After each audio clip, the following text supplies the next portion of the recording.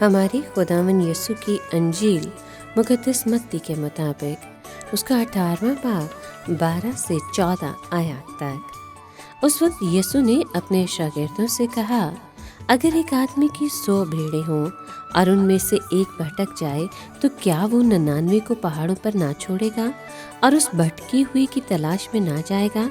اور اگر ایسا ہو کہ اسے پائے تو میں تم سے سچ کہتا ہوں کہ وہ ان 99 کی نسبت جو نہ بھٹکیں اس کے سبب سے زیادہ خوش ہوگا۔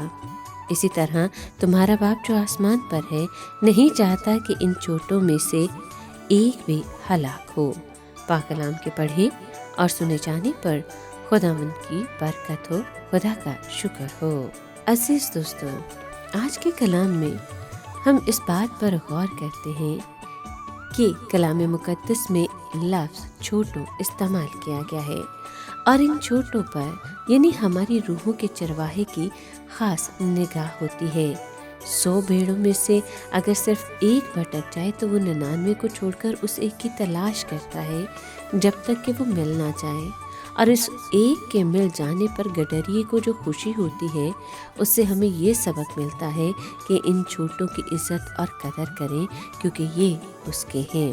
وہ صرف گڈریے اور فرشتوں ہی کی نظر میں اہم نہیں بلکہ خدا پاک کی نظر میں بھی نہایت قیمتی ہیں۔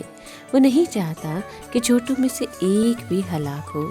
اگر وہ اتنے اہم ہیں کہ فرشتوں، خداوند یسوع اور خدا پاک کے مرکز نگاہ ہیں تو صاف ظاہر ہے کہ ہمیں ان کو کبھی حقیر نہیں جاننا چاہیے بلکہ ہمیشہ ان کی عزت اور قدر کرنی چاہیے۔